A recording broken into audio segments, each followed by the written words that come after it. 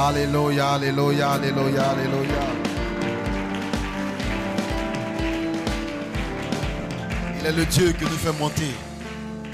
Alléluia. Il nous fait monter dans sa présence. Alléluia. Amen.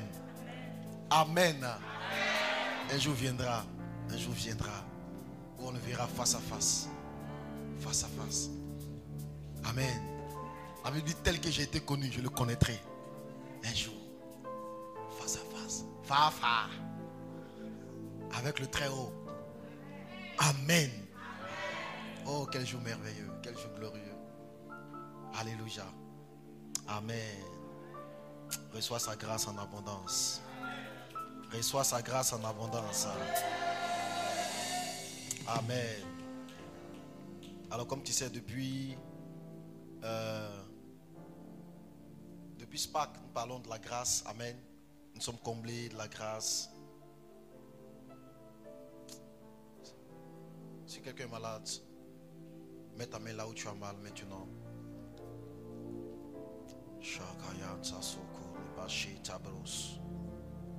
Je prie qu'en cet instant même, la grâce de la guérison divine vienne jusqu'à toi. Et que toutes tes cellules soient restaurées. Que ton corps tout entier soit guéri au nom de Jésus-Christ. Là où tu avais mal, le mal te quitte. Là où tu avais mal, le mal s'en va. Là où tu avais mal, la grâce de Dieu vient pour apaiser ton corps. Et tu recouvres totalement la guérison divine. Au nom de Jésus-Christ. Amen. Donne amen bien. Amen. Alléluia. On va prendre nos Bibles dans Actes des Apôtres chapitre 4 versets 33 à 35.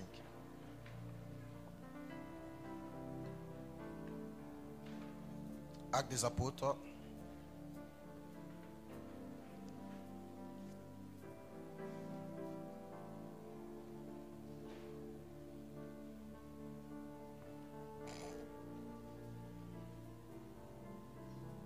Prends ta Bible. Take your Bible, please.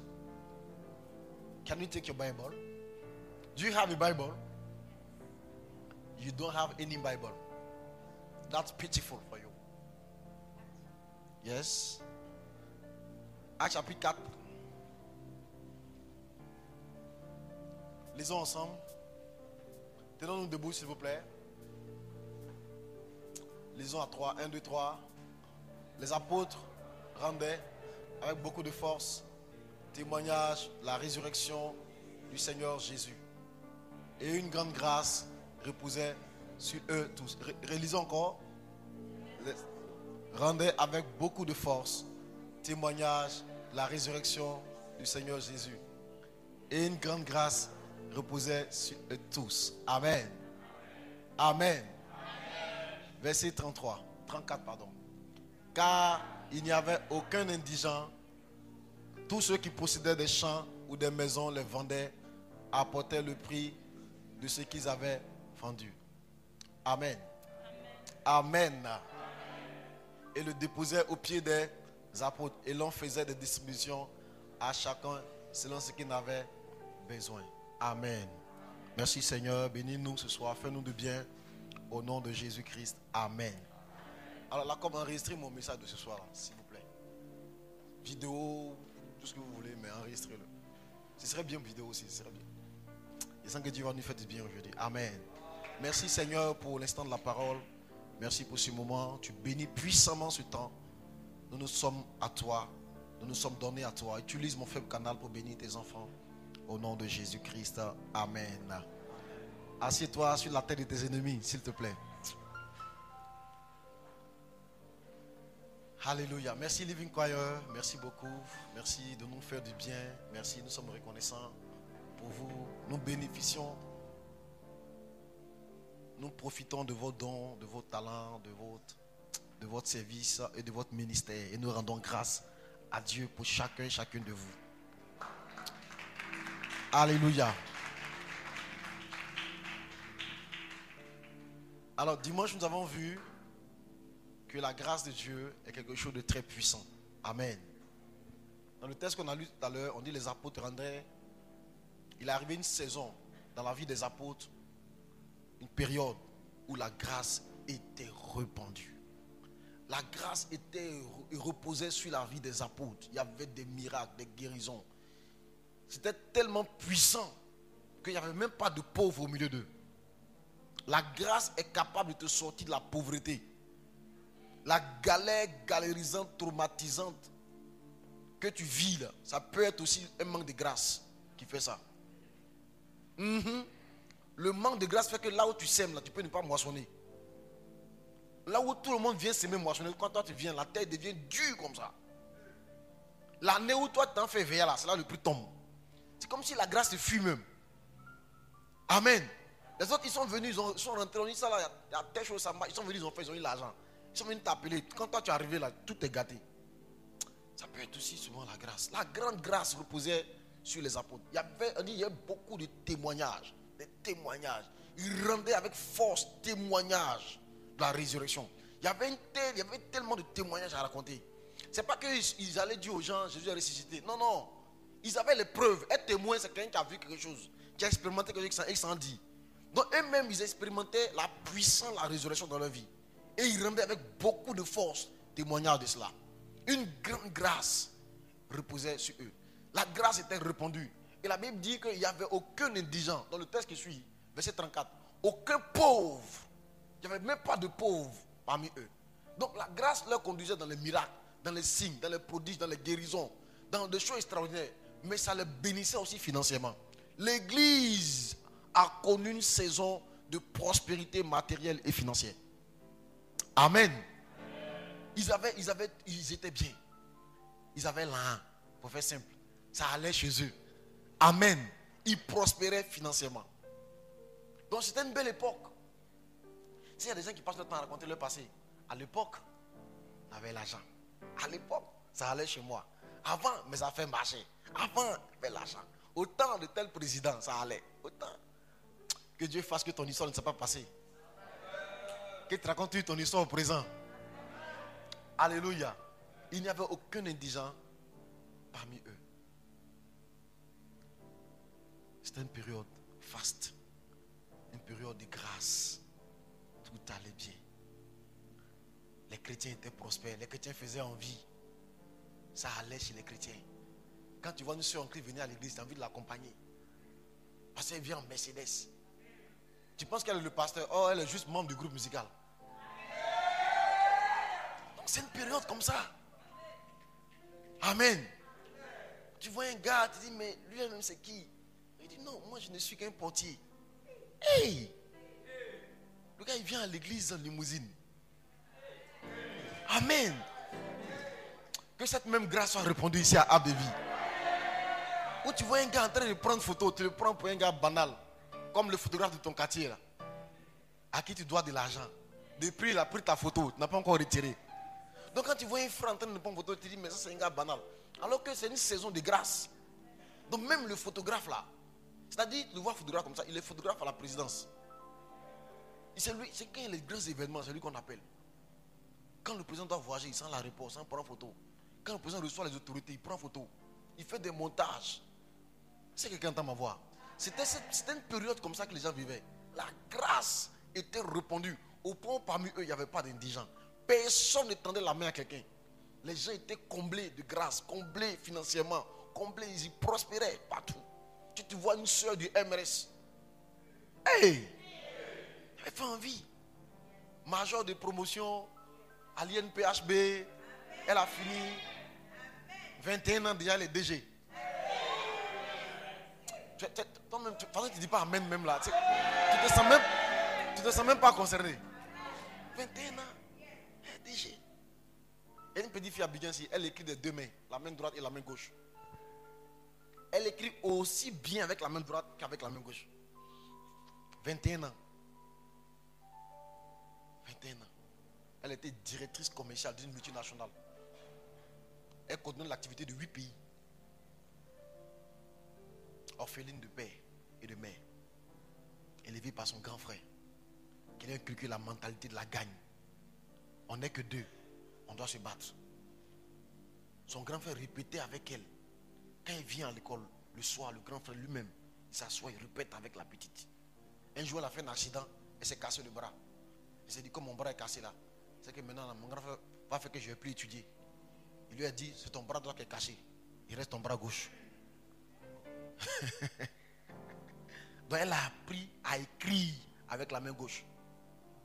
Finalement, quand on a enlevé le plâtre, que le bras est gris, elle écrivait aussi bien avec la main gauche qu'avec la main droite.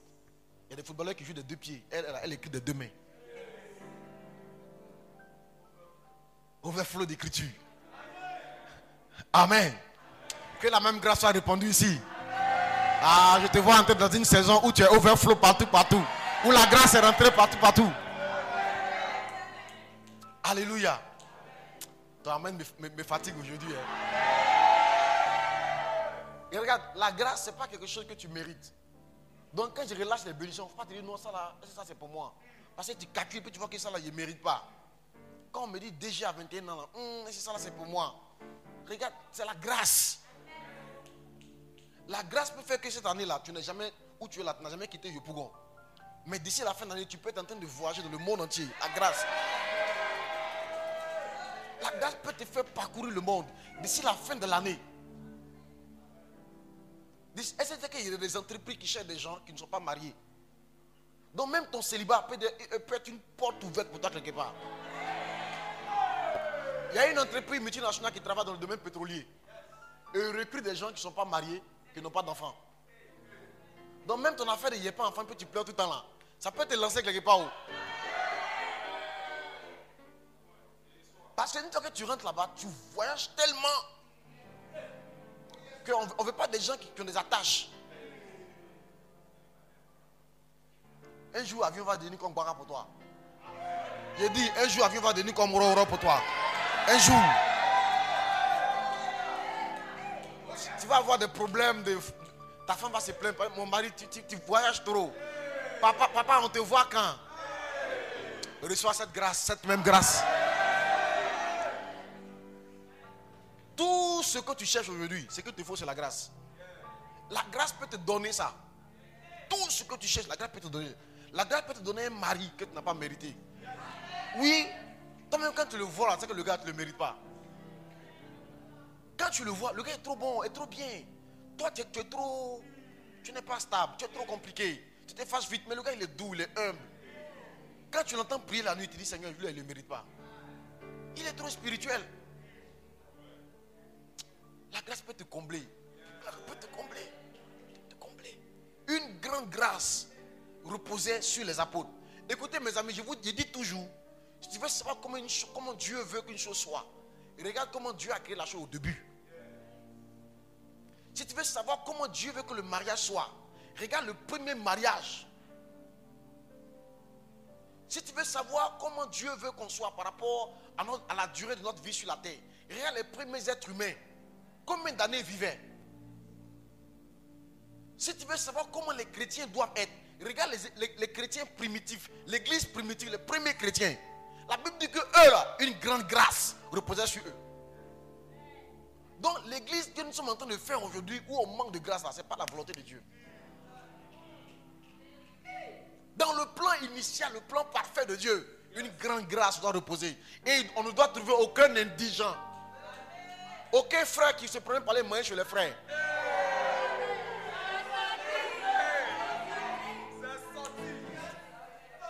Faut pas te fâcher. Il ne parle pas de toi. Amen. Une grande grâce reposait sur eux. L'église primitive était comblée de grâce. Nous manquons de grâce. On arrive dans un endroit, on veut recruter 2 personnes. Sur 600 candidats. Les chrétiens ont peur comme ça. Il y en a même qui ne vont même pas déposer le dossier. Parce qu'ils n'ont pas confiance que la grâce peut les trouver là. Ta grâce m'a trouvé tel que je suis. Ta grâce m'a trouvé tel que je suis. Ta grâce m'a trouvé. Moi qui suis sans valeur. Mais à tes yeux, je suis une perle de grand prix. Les chrétiens n'ont pas confiance au pouvoir, la grâce. La Bible dit que la loi est venue par Moïse. Mais Jésus, lui, il est venu avec 2 choses. La grâce et la vérité. Il n'est pas seulement venu prêcher la vérité, nous enseigner ce que Dieu veut, nous enseigner la vraie volonté de Dieu. Il n'est pas seulement venu nous enseigner les lois et les principes de vie, de la vie chrétienne. Il est venu aussi avec la grâce. La grâce. Jésus est venu aussi avec la grâce. Jésus est venu pour que nous puissions avoir la grâce. Jésus est venu pour nous faire grâce, nous faire trouver grâce aux yeux de Dieu. Au temps de Moïse, les gens s'approchaient du trône de justice. Mais maintenant avec Christ, nous nous approchons du trône de la grâce. Nous ne venons pas à Dieu avec notre justice pour dire Seigneur, regarde, moi je ne suis pas comme les païens qui sont en train de fêter Tabaski et Ramadan. Moi je suis injuste. Moi je vais à l'église. Moi j'ai pris beaucoup. On ne vient pas à Dieu avec notre justice. Non, on vient par la grâce. Christ nous a apporté la grâce. La Bible dit quand Christ était sur le poteau de la croix, le voile du temple s'est déchiré de haut en bas. Le voile du temple. Ce temple qui est resté fermé pendant des années par ce voile que Moïse avait institué. Il y avait un voile entre le lieu très saint et le lieu saint. Et devant le voile, on trouvait ce qu'on appelle l'autel des parfums, qui symbolise le Saint-Esprit. L'autel des parfums, il était à l'entrée du lieu très saint. Quand Jésus est à la croix, ce voile s'est déchiré. Parce que dans le lieu très saint, personne n'y entrait, à part le souverain sacrificateur, qu'il y entrait une fois l'année. Et avant d'y entrer, on mettait des chaînes à ses pieds. Et sur cette chaîne, il y avait des clochettes. Et quand il marche, ça faisait du bruit. Et quand il est dedans, la Bible dit qu'il va avec de l'encens et avec du sang. De l'encens pour adorer, mais du sang pour expier le péché du peuple. Donc avant de partir, lui-même, il va lui demander pardon à Dieu pour sa vie d'abord. Faire ses propres ablutions. Il y a un rituel spirituel qu'il doit faire pour se purifier. Parce qu'il s'en va devant le trône du Dieu saint. Et s'il va que lui-même les souiller, s'il y a un péché dans sa vie, la Bible dit qu'il tombe et il meurt. Et à cause de ça, on lui met une chaîne aux pieds. Parce que s'il est mort, personne ne peut rentrer là-bas. C'est un lieu saint. Si lui-même il est mort là-bas, si toi tu rentres là-bas. Donc quand on lui met des chaînes aux pieds avec des clochettes. Et quand il rentre, quand il prie beaucoup, quand il prie dur. C'est ce que les gens ont fait à Zacharie. Le gars, depuis il est là, il dit, ils sont pas. On dit, mais il n'est pas mort. Et un moment donné, on tire un peu sur les chaînes là. Quand on tire qu'il résiste, on dit, ah, c'est qu'il est là-bas. Quand on tire, puis lui-même il tire, il dit, ah, c'est qu'il est encore en vie. Mais quand Jésus est venu, il a déchiré le voile. Le trône de Dieu ne fait plus peur. Il dit, allez-y. Prenez mon sang et puis allez-y. Avant, Moïse prenait le sang des boucs, le sang des bœufs, le sang des brebis. Maintenant, moi je vous dis, mon sang. Mon sang. Prenez mon sang. Prenez sur vous mon sang. Allez-y. Vous allez trouver grâce devant mon Père. L'église primitive a été caractérisée par la grâce, mais pas une grande grâce. Mes amis, la grâce est graduelle. Il y a les petites grâces, puis il y a les grandes grâces. Il y a l'absence de grâce, il y a les petites grâces, et puis il y a les grandes grâces. Il y a l'absence d'argent, il y a petit argent, et puis il y a beaucoup d'argent. Quelqu'un voit de quoi il parle? La grâce est graduelle. Et ils avaient une grande grâce. Amen. Maintenant écoute-moi. Dans cette atmosphère, il s'est passé quelque chose. Avance dans Actes chapitre 5. Ce texte s'arrête au verset 35. Actes chapitre 4, verset 35. On bascule maintenant dans nos chapitres. Mais un homme nommé Ananias. Ananias veut dire celui à qui Dieu a fait une grâce abondante. Celui que Dieu a béni de façon gracieuse. C'est ça. Avec sa femme Saphira. Saphira veut dire celle qui a la beauté. Elle est belle comme du saphir. Donc cet homme était un homme que Dieu avait enrichi. Dieu l'avait visité de façon gracieuse. Il avait l'âme. Il avait des biens, il avait des terrains, il avait des maisons.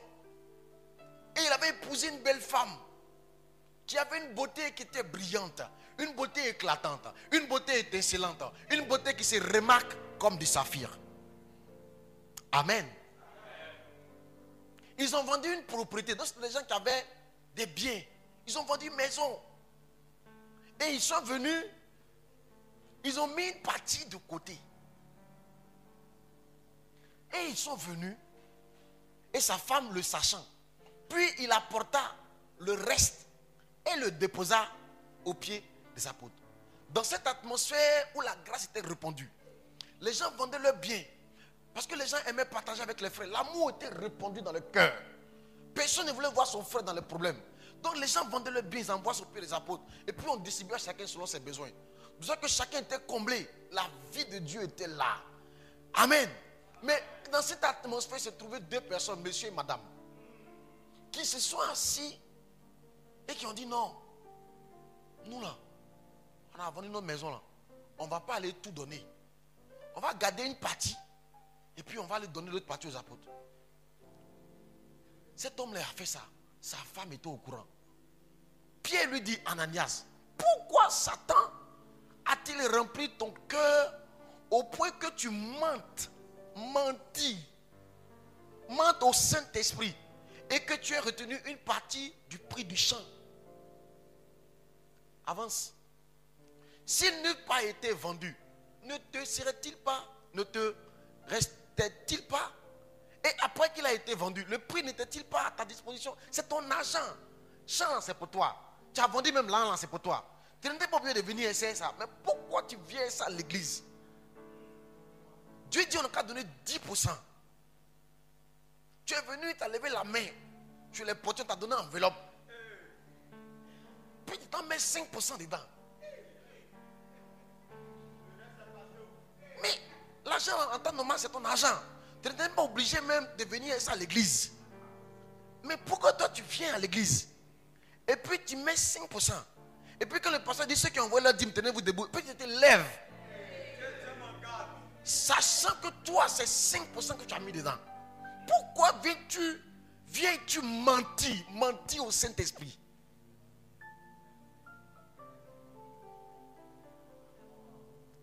Avance. S'il n'eût pas été vendu, ne te restait-il pas? Et après qu'il a été vendu, le prix n'était-il pas à ta disposition? Comment as-tu pu mettre en ton cœur un pareil dessein? Ce n'est pas à des hommes que tu as menti.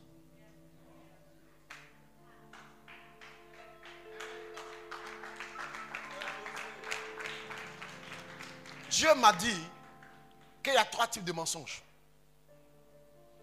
Il y a menti à Dieu. Il y a menti aux hommes.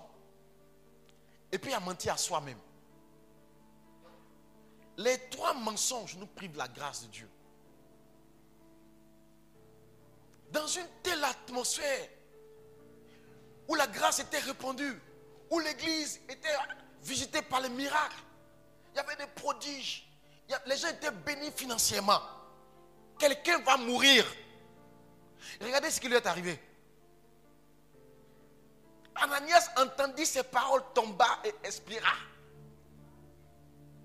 Dans cette atmosphère de miracles, de guérison, de grâce, de bénédiction financière, quelqu'un a trouvé la mort. Comment c'est possible que la mort puisse venir là?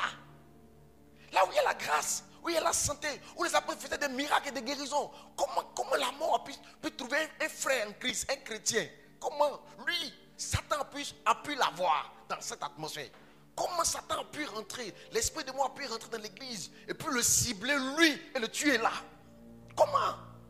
Parce que dans sa vie, il y avait un mensonge. C'est pourquoi ce soir, je suis venu te dire. Je suis venu te dire, fais attention à ce mensonge dans lequel tu vis depuis des années. Fais attention. Fais attention. Mets ta vie en règle avec Dieu. Mets ta vie en règle. Là où il y a un mensonge, Dieu veut la vérité. Là où il y a un mensonge, Le mensonge que tu entretiens depuis longtemps. Mentir à Dieu. Si tu étais dehors, il n'y a pas de problème. Mais venir, tu dis, je suis parmi vous, je suis avec vous. Moi, je suis un frère comme vous. Je suis votre frère en Christ. On prie ensemble, on chante ensemble, on adore ensemble. Attention. Attention. Tu aurais pu rester chez toi. Allez là. Aujourd'hui, c'est la fête. Tous les maquis sont allumés. C'est la fête. À l'Ocodrome, c'est pas loin d'ici. Tu viens ici. Et tu mens. Tu mens. Tu mens. Hey! Tu mens. Tu mens.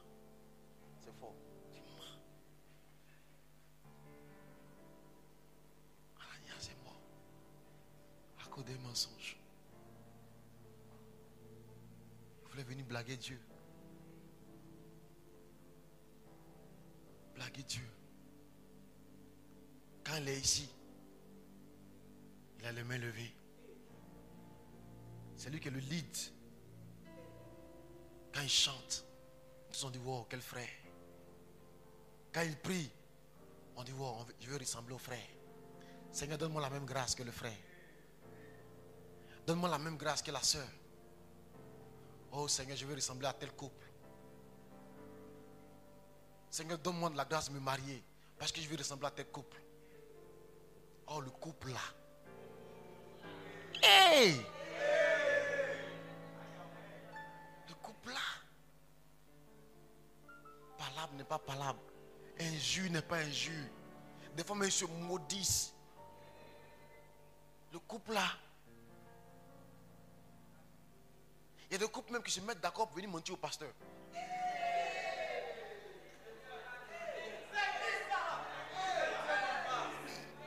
Il y a des couples quand ils doivent les recevoir là. Ils s'entendent d'abord. Arrivé là-bas là, telle parole on ne doit pas dire, hein, telle chose on ne doit pas dire. Oui, encore se met d'accord. Donc quand tu viens, et puis ça va, oui pasteur, comment ça va à la maison? Tout va bien. Mais vous-même, votre vie spirituelle, oh pasteur, ça va. Et entre vous, ça se passe comment? Ça se passe bien. Demande à madame, non, il n'y a pas de problème. Monsieur, il n'y a pas de problème. Mais quand tu les regardes, tu sens qu'ils mentent.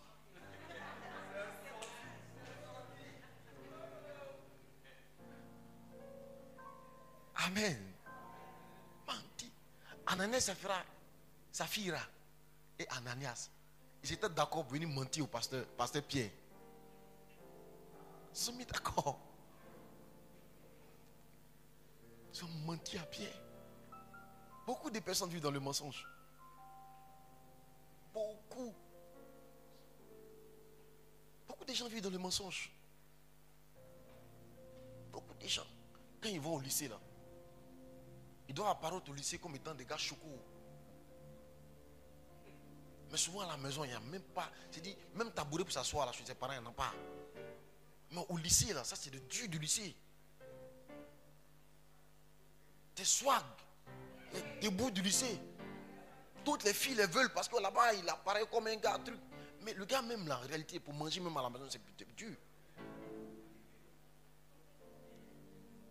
Il y a des gens, si tu vois leurs pages Instagram, les pages, tu dis, hey, j'aimerais être comme telle star.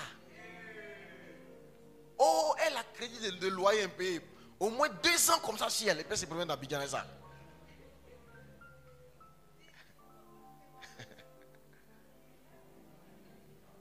Quelqu'un entend ma voix?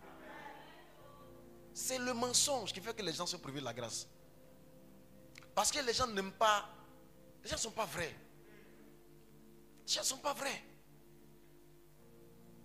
Venez aussi, ici, au tronc, ici. J'ai expliqué à mes fils, j'ai dit un jour, mon bishop m'a appelé. J'étais dans le port, en train de faire une visite. Il m'a appelé, il m'a écrit sur la dîme. Il dit, hey daddy, bon, je suis un peu occupé. En fait, la question m'a gêné, donc il a voulu mettre ça sur le travail. Il dit, je suis un peu occupé. Il dit, non, mais il dit, mais je n'ai pas reçu ta dîme.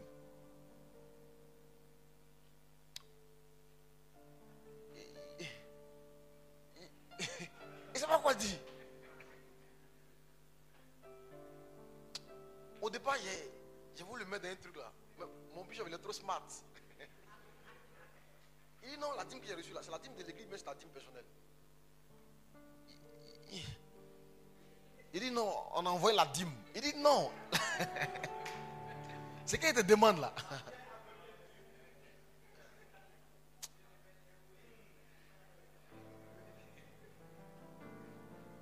Ça veut dire que quand je suis rentré au bureau, il dit non. Je ne suis pas en règle. Je ne peux pas ne pas donner ma dîme à mon père spirituel. C'est pas possible. Je suis allé le voir. C'est plus c'était un dimanche, bien quand j'ai fini le culte, j'étais pas bien. Je suis allé le voir. Quand je suis arrivé, il me s'est mis à genoux. Il a dit, je t'ai menti. Je suis malade de savoir que j'ai pu te mentir. C'est que j'avais tellement honte de ce péché-là. J'ai pu mentir à un loin de Dieu. Il m'a dit non, relève-toi.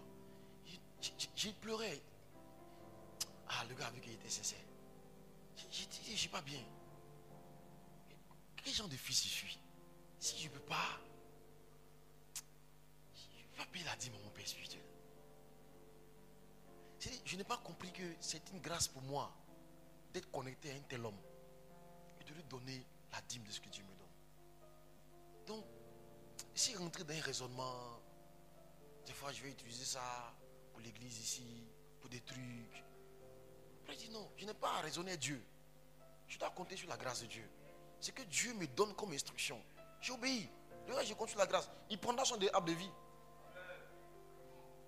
Amen. Le bishop a prié pour moi.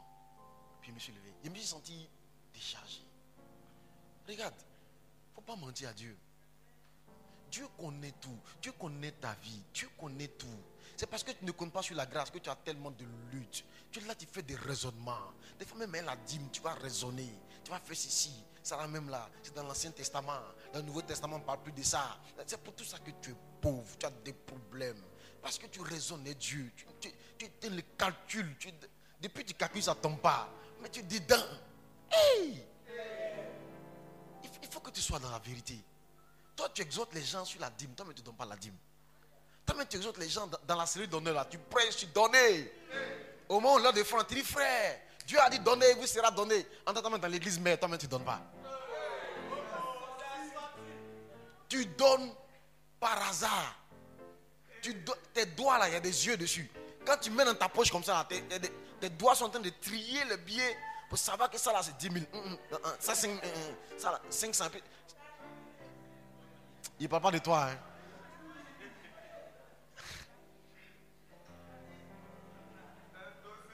Mentir à Dieu est grave, mes amis. Mentir à Dieu est grave. Mentir à Dieu cause la mort. Amen. Mentir à Dieu cause la mort. Mentir à Dieu dans ses dîmes cause la mort. Si tu prends une enveloppe, même si tu mets 500 000 dedans, que ça ne vaut pas 10%, tu n'es pas la dîme. Quelqu'un me suit? D'ailleurs, la dîme est une prémisse. Une prémisse, c'est ce qu'on paye avant tout le reste. Donc si tu payes la dîme après avoir fait tes autres dépenses, ce que tu as donné, ce n'est pas la dîme. La dîme est une prémisse. La prémisse, c'est ce qu'on donne avant de donner à tout le reste, y compris à toi-même. Dieu a exigé la dîme comme étant une prémisse. C'est-à-dire c'est une chose que tu dois payer en premier. Avant de payer la SODECI, la CIE, ton propriétaire de maison, tu dois payer Dieu d'abord. Donc si tu payes la dîme comme étant le restant, après ça va payer le reste que tu payes la dîme, ce que tu as payé, ce n'est pas la dîme. C'est 10%, mais ce n'est pas la dîme. Dieu dit, la dîme doit être une prémisse. Amen. Mes amis, apprenons à honorer le Seigneur, à être vrai avec Dieu, à dire la vérité. La vérité. Mentir à Dieu peut nous priver de la grâce, même là où la grâce est répandue. Il peut se trouver quelqu'un dans l'église qui lui n'est même pas concerné par toutes les grâces. Les gens prospèrent, les gens s'en vont, les gens font des petits, les gens s'en vont. Bientôt vous allez entendre une série de témoignages sur les voyages ici. Bientôt. Ça aurait dû commencer, il y a eu un blocage, mais je sens que la grâce est venue Ça va débloquer ces choses-là. Vous allez voir une avalanche de témoignages. Dimanche sur dimanche, on va prêter des gens qui viennent dire au revoir, des familles qui s'en vont dans tel pays, des jeunes gens qui s'en vont dans tel pays, qui ont eu des bourses. Je suis en train de parler. Si tu veux, il faut croire. Si tu veux, il ne faut pas croire. Bientôt, bientôt. Très bientôt. Très, très bientôt. Ces choses-là sont déjà arrêtées. Ces choses-là, ça arrive. Aucun sorcier, le plus grand danseur de sorcier ne peut pas bloquer ça. Des nominations en conseil des ministres ici. Les gens d'ici vont être nommés. Ce document va être signé sur la table du président. En conseil des ministres. On fait communiquer du conseil des ministres. Le conseil a validé la nomination de tant. Au titre du ministère de tant. Le conseil a validé la nomination.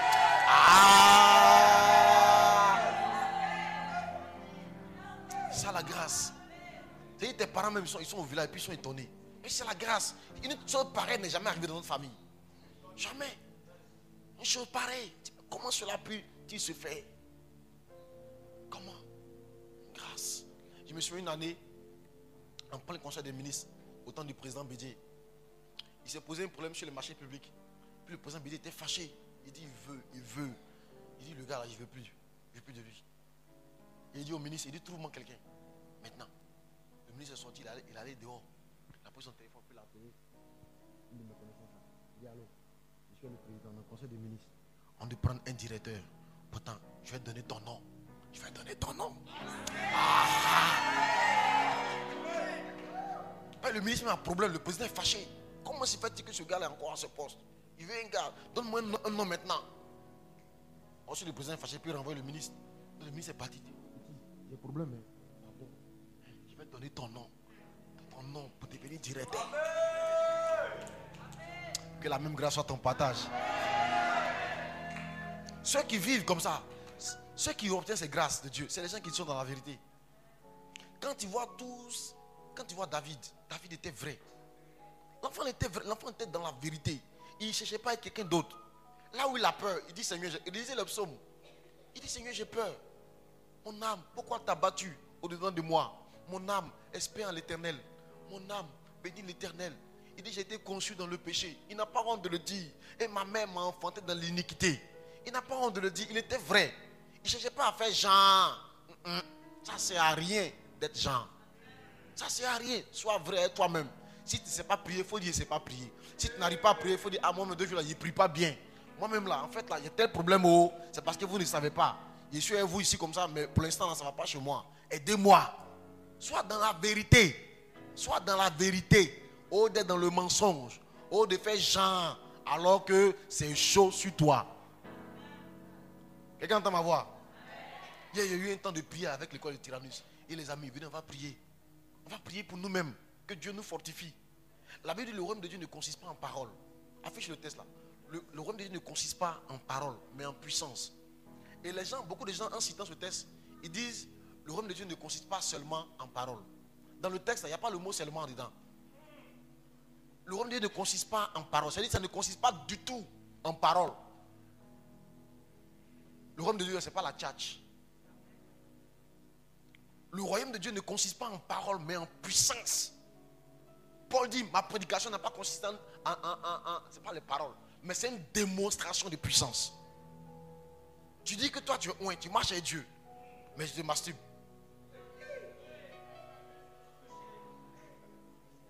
La masturbation c'est un démon, c'est-à-dire qu'il y a un petit démon de masturbation qui te domine. Mais toi tu dis, toi tu es un bishop chasse démon. Et celui qui est assis sur toi. Dis que toi tu es un bishop. Toi quand tu prêches, les gens pleurent. Mais petit démon de sirène des eaux, en train de te fatiguer comme ça.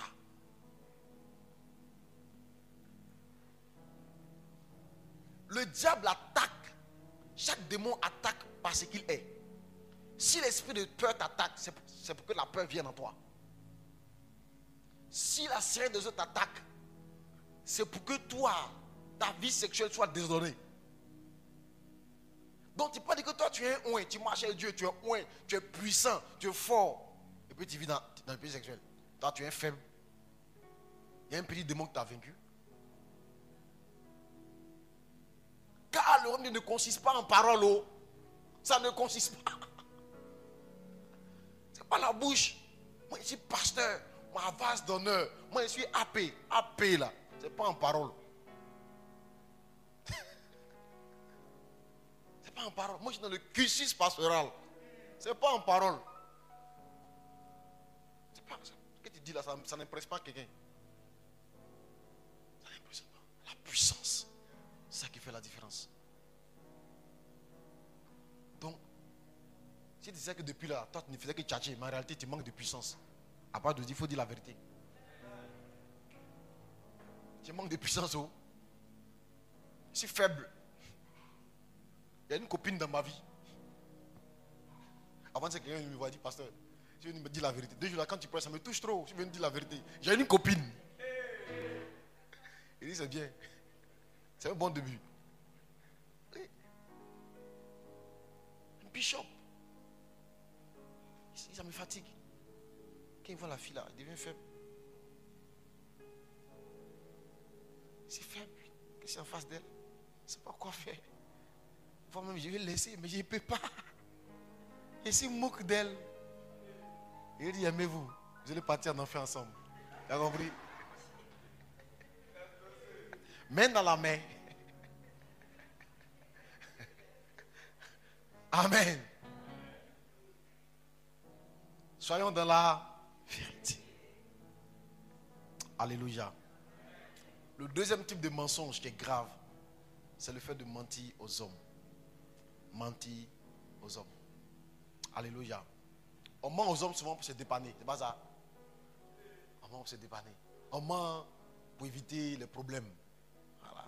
Les gens mentent au tribunal pour éviter les problèmes. C'est pas ça. Les gens mentent. Ceux qui vont en Europe, là, ils mentent beaucoup aux blancs. Beaucoup. Oui.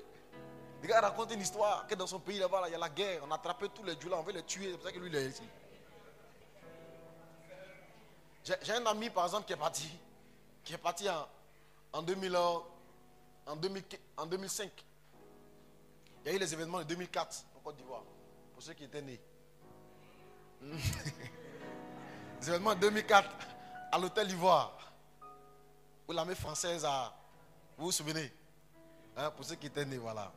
Même ceux qui n'étaient pas nés, allez lire l'histoire de votre pays. Amen. Alors en 2005, on finit nos études d'ingénieur. Et j'ai un ami qui arrive en France. Il arrive là-bas, il cherche une bourse. Il fait une demande de bourse.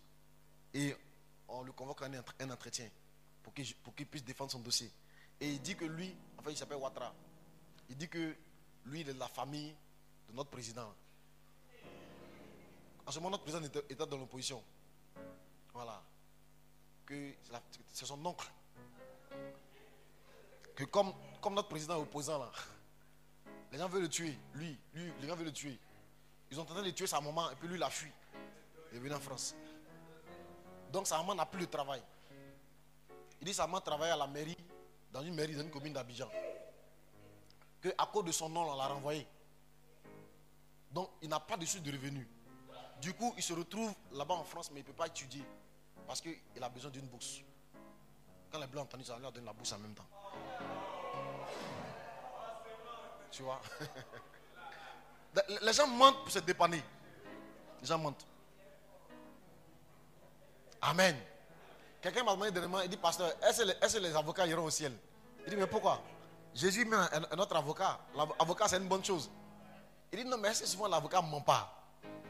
Il dit, bon, est-ce qu'il ment? Il ne sait pas. Hein? Il trouve des failles. Là où la loi a des failles, il trouve des failles. Il va arriver à démontrer que peut-être le dossier a été mal monté, les gens, voilà, n'ont pas respecté la procédure. Bon, bref, il arrive des fois où les gens mentent aux hommes. Les gens mentent. Les hommes mentent souvent aux filles pour les avoir. Oui, c'est sorti. On ment aux filles. C'est ça, non? Des fois, on ment aux filles. Des fois, quoi. À part des fois, tout le temps. Tout le temps. Les hommes mentent. Oui. Moi, il me souvient quand la première fois j'ai invité maman à Sokosé, il n'avait que 600 en poche. 600. Il a payé une bouteille de coca.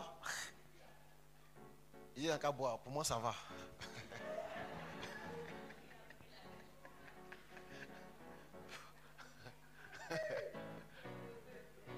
On ment beaucoup, hein. Moi-même, Coca, il voulait boire aussi même. Mais...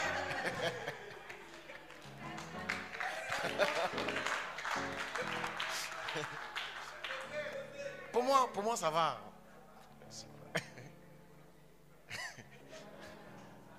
Amen. Alors, tu me dit, mais pasteur, en quoi est-ce que menti peut nous prouver la grâce? Pour comprendre ça, il faut lire l'histoire de Jacob. Amen. L'histoire de Jacob. Cette histoire, tu peux la trouver dans Genèse chapitre, je crois, 37. Ça non. À partir du verset 1. Où on raconte l'histoire de Jacob. Cet enfant qui, avant de naître, il y a une prophétie. Le prophète, Dieu a parlé à sa maman dans le rêve. Il y a un ange qui est venu dire, tu vas avoir fait des jumeaux, mais l'aîné sera assujetti au plus petit. Et Esaïe même dit, j'ai aimé Jacob, j'ai haï Ésaü. Donc avant même que l'enfant ne naisse, il y avait déjà des prophéties qui étaient sur lui. Les deux enfants sont nés jumeaux. Et le grand frère qui avait le droit de naître devait être béni. Parce que dans la loi juive, c'est le grand frère qui hérite. Donc le père est devenu vieux, le père s'apprête à partir. Il dit au grand frère, il dit, va aller prendre un gibier. Comme tu es un chasseur, va chasser un gibier. Tu vas faire pour moi le plat que j'aime. Mon âme va te bénir. Quand je vais manger, mon âme va te bénir. Amen. Alors le petit frère, sa maman a entendu ça. Sa maman dit, petit, tu fais quoi ici? Il dit, maman, je suis là. Il dit, toi, tu es bête. Hein? Ton papa s'apprête à bénir ton grand frère. Ton papa va mourir bientôt. S'il relâche la bénédiction, son grand frère, s'il relâche la bénédiction, ton grand frère, il va prendre toute la bénédiction. Que ce que tu vas faire, il faut aller prendre l'animal là, tu viens. Tu vas prendre un veau, tu vas le tuer. Puis j'ai moi-même, ton papa, c'est moi qui ne prépare pour lui, non. Je sais comment on prépare pour lui, puis il aime. Je vais faire un plat pour lui, il va manger.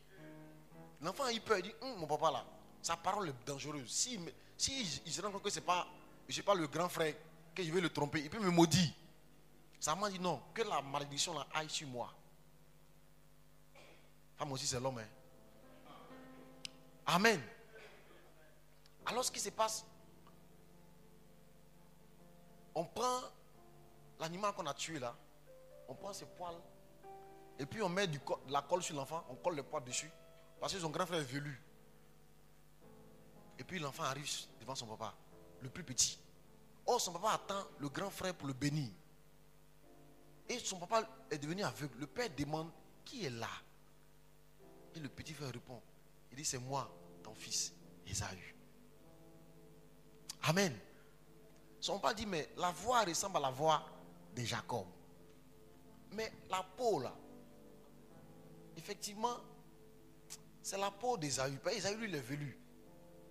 La voix là, ça c'est la voix, c'est pas la voix de Jacob. Non, papa, tu es devenu vieux, tu n'entends pas trop bien. C'est moi. Alors le père bénit le petit frère. Il bénit le petit. Et puis quelques temps après, le grand frère qui était parti au champ pour chasser, il revient. Il vient trouver son papa. Lui aussi, il prépare, il vient trouver son papa. Et son papa lui dit, mais pourquoi est-ce que... Qui es-tu? Il dit, c'est moi Ésaü. Il dit, Ésaü. Mais c'est pas toi, il est béni tout de suite là. Il dit, non, c'est pas moi, il vient d'arriver. Et le papa dit, non. Mais ton petit frère est passé avant toi. Et il est venu prendre ta bénédiction. Alléluia. Amen. Et ce petit-là a été béni. Il y a eu la colère du grand frère qui voulait se venger. Et l'enfant a été obligé de fuir. L'enfant est parti loin de ses parents. Mes amis, ce texte-là, c'est un fils qui ment à son père. Alors on va me demander, mais quelles sont les conséquences? Regardez, après ce mensonge, cet enfant qui vivait calmement a eu une vie mouvementée. Un mensonge a fait un enfant a dû quitter ses parents. Un mensonge a fait qu'un enfant est parti à l'aventure, dans une terre lointaine. Un mensonge a fait qu'il est devenu serviteur. Il est devenu berger, là où il était héritier, là où il était à l'aise. Il est allé dans une contrée lointaine. Un mensonge. Le mensonge entraîne les guerres. Les mensonges entraînent les palabres, les disputes dans les familles à cause des mensonges. Les mensonges où on ment aux gens pour leur donner un enfant, alors qu'un enfant, ce n'est pas pour lui. Ça envoie plein de problèmes. Ça fait que des enfants qui grandissent, qui découvrent la vérité, ne parlent plus à leurs parents. Les mensonges, ce n'est pas des choses anodines, mes amis. Les mensonges nous privent, nous créent beaucoup de problèmes. Alléluia. Alors je suis conscient que des fois, dire la vérité, ça peut faire peur. On peut avoir peur d'être sanctionné. On peut avoir peur qu'en disant la vérité, les gens vont nous abandonner. Les gens vont nous sanctionner.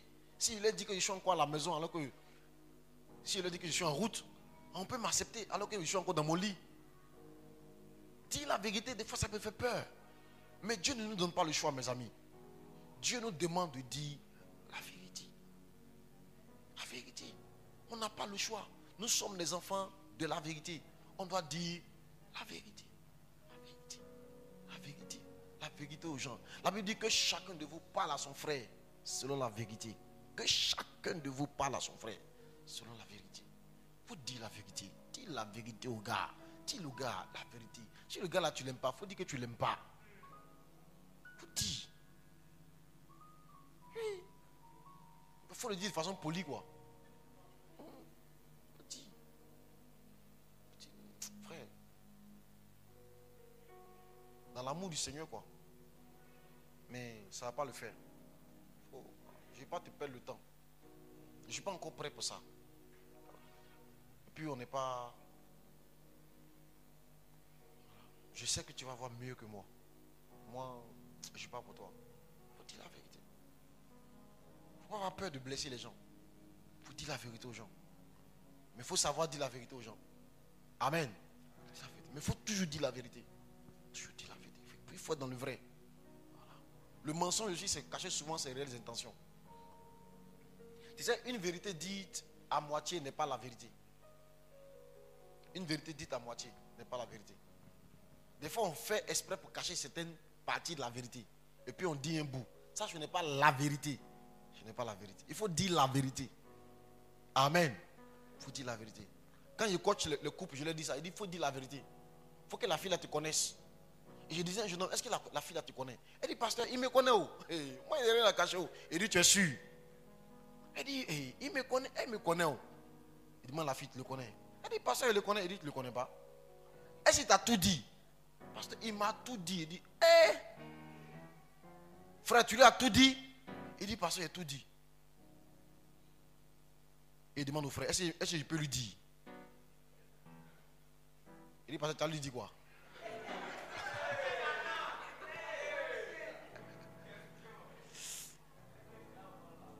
En fait, cette relation-là, je ne voulais pas de la relation. Parce que le gars, c'est un faux type. Et la fille ne savait pas. La fille ne savait pas. Le gars, non, c'était un bad même. Moi, je reçois chacun, donc je connais. Mais la fille, elle a eu son chéri. Il lui dit, mais est-ce que tu le connais? Elle dit, parce que je le connais. Oh. Il dit, Maintenant, il demande au frère, est-ce qu'il peut lui dire? Il dit, parce que tu as lui dit quoi?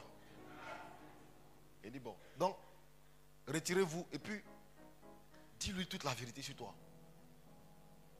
On a eu une autre séance encore. Donc, je les rencontre. On a fini de faire le coup était chic. Et puis, vers la fin, il dit, mais la dernière fois, il vous a dit de vous dire la vérité. Est-ce que vous avez dit la vérité? Il dit, oui, parce qu'on s'est parlé, c'est bon. Il dit à la fille, est-ce qu'il t'a parlé? La fille dit, il m'a tout dit. Il dit, bon, est-ce qu'il t'a dit que lui, là, il a volé l'argent à l'église ici, puis on l'a attrapé? Est-ce qu'il t'a dit ça, quand il a volé l'argent à l'église, puis on l'a attrapé?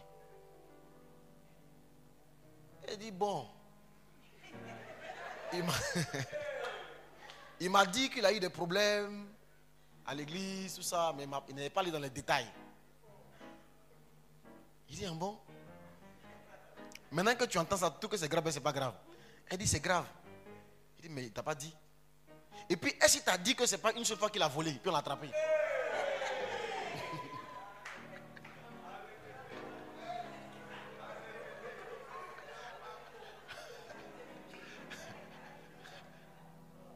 Donc, il leur dit, bon, le coup est fini, allez-y encore vous parler. À la prochaine séance, je vais encore poser la question. Si vous vous connaissez vraiment, ils sont partis. Prochaine séance, ils sont venus. Là, maintenant, je suis que l'atmosphère était un peu tendue. Mais le gars était un peu méfiant pour voir s'il allait casser un papa encore. Puis je les regarde. Parce qu'il me rend que la fille, elle ne connaît pas le gars. Le gars, lui, c'est un fils de la maison. Elle n'est pas de notre église. Il ne faut pas qu'elle pense qu'elle a épousé un de nos fils. Oh, le gars, mais c'est faux. Le gars, on a mis sur discipline, il a quitté l'église pendant 6 mois. Et puis il est revenu au coup comme ça, avec une fiancée. Donc il demande à la fille, elle le connaît. Elle dit, je le connais. Elle dit, prochaine séance encore, il était prêt à casser par vous encore. C'est là la fille me dit, non pasteur, je vois que ce qu'il m'a dit là, c'était vrai. Et je suis parti chez lui là-bas. Je sais pas, il a trouvé une fille dans la chambre. Il a tapé quand il n'a pas ouvert. Oh, les chaussures étaient devant la porte. Et puis moi-même, il savait qu'il était dedans. Le gars était assis calmement. Il dit à la fille, tu as fini? Tu as fini? Parce que moi, il y a une chose que je n'aime pas. Il ne faut pas venir chez moi sans me prévenir. Ça, je n'aime pas ça. C'est la dernière fois. C'est à cause du passé même que tu n'as rien fait. La première fois, il va te battre.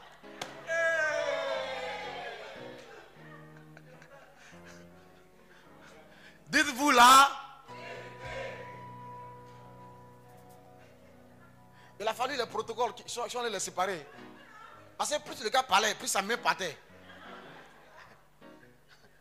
Maman était là ce jour-là. Maman a pris la fille là dans son bureau. Moi, il s'est resté le gars pour que le gars se calme. Il voulait la battre. Parce que c'est pas une bonne fille. Elle n'est pas venue chez moi, voir une chose comme ça. Puis les filles qui viennent exposer leur gars à l'église, là, moi je n'aime pas.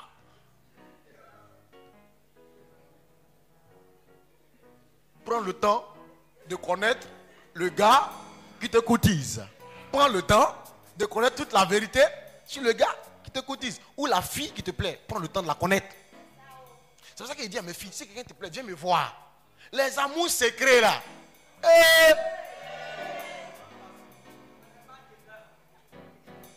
S'il y a un gars qui te fait les autres, viens me voir. Moi je les connais toujours. Vous devez causer en secret. Vous écrivez tard. Tout laisse. Amen. Acclame de Jésus.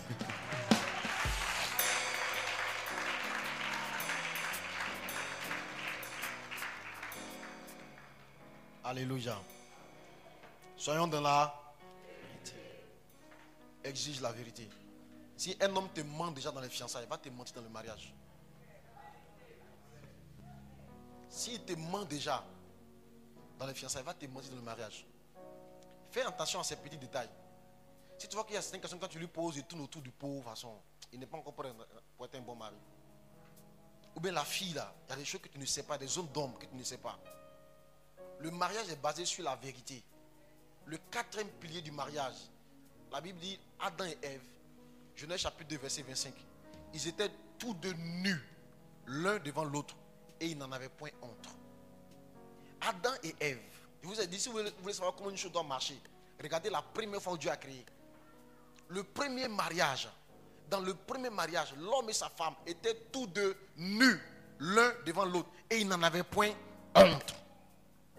Pourquoi dans les relations de maintenant, il y a trop de choses qui font honte comme ça? Trop de choses cachées, trop de codes secrets sur les téléphones, sur les temps. Il y a trop de zones d'ombre.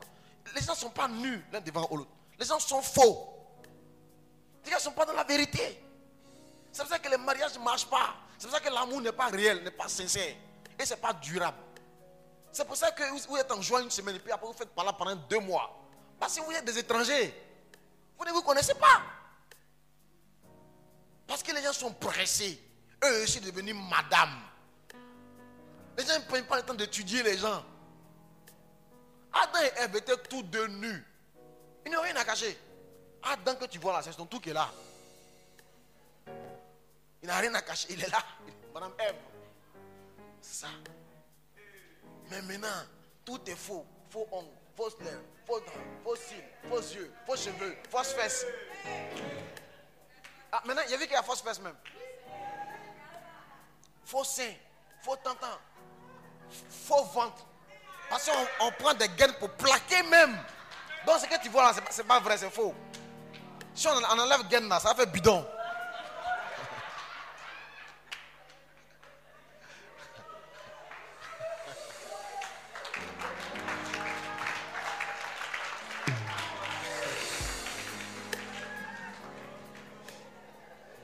Amen.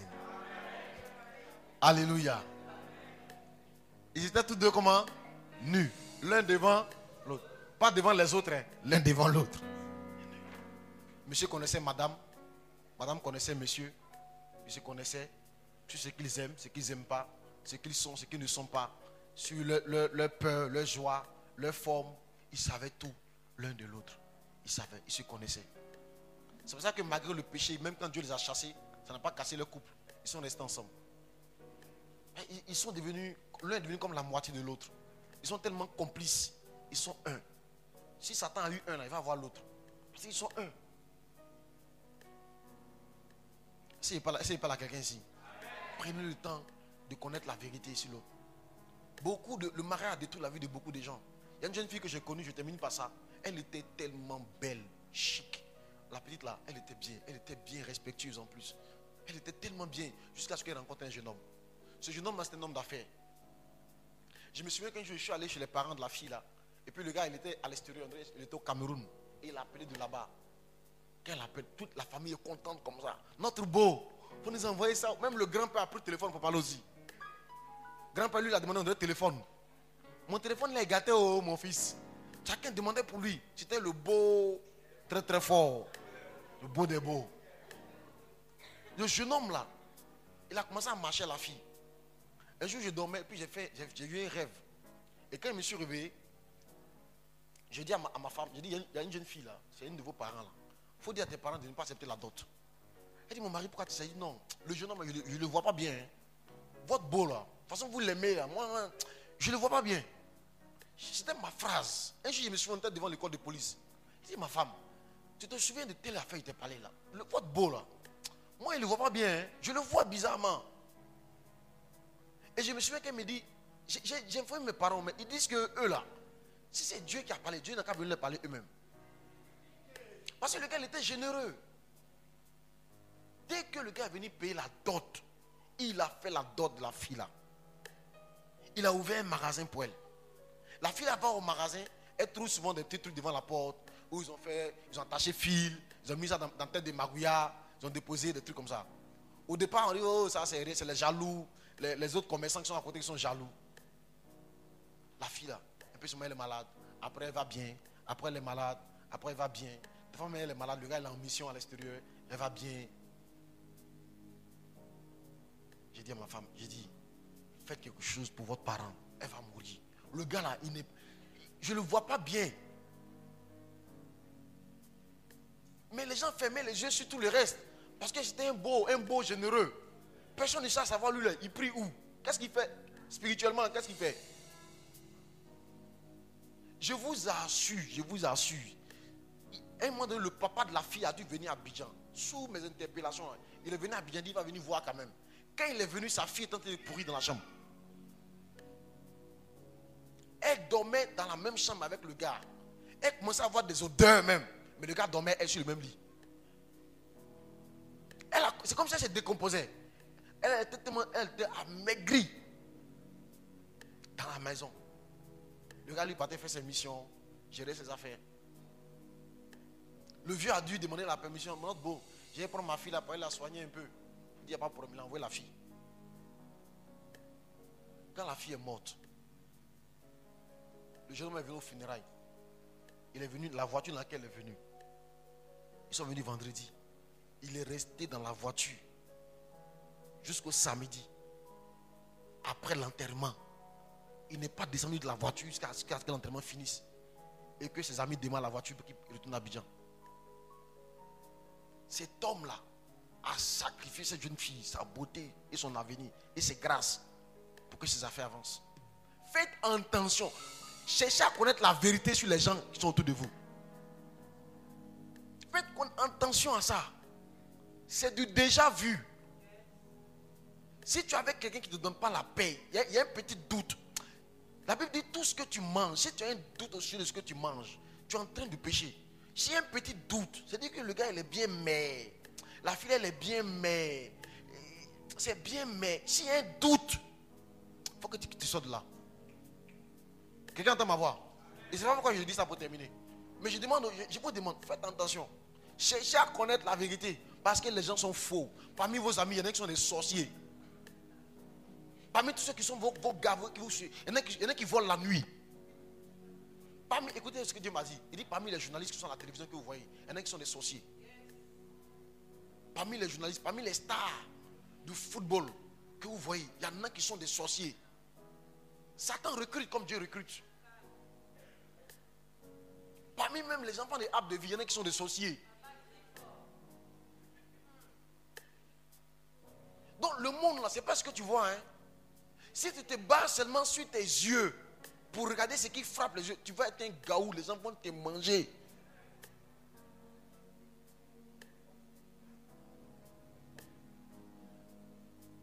Quelqu'un entend ma voix? Parmi les pasteurs que tu connais, il y en a qui sont des sorciers. Je n'ai pas dit non, ils sont allés faire gouache pour avoir l'argent. Ils font réunion la nuit de sorciers. Parmi les gens que tu vois à la télévision, il y en a qui sont des sorciers. Parmi les politiciens que tu connais, il y en a qui sont dans la haute sorcellerie.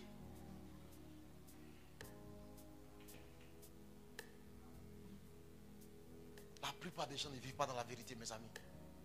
Il y a ce que tu vois et puis il y a ce qu'ils sont. Prends le temps de connaître les gens. Prends le temps de connaître les gens. Et dis à Dieu, Seigneur, montre-moi qui ils sont.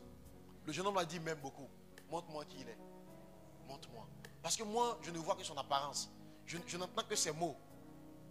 Mais je ne le connais pas. Toi qui sont les cœurs et les reins, montre-moi qui il est. Montre-moi qui est cet homme. Montre-moi qui est Rigobertin. Montre-moi qui il est. Amen. Est-ce qu'on peut prier, mes amis? Prions le Seigneur. Afin que Dieu nous donne de vivre dans la vérité. Que Dieu nous donne d'être vrais. Et de discerner autour de nous les hommes et les femmes qui sont vrais ou qui sont faux autour de nous. Prions le Seigneur. Shabba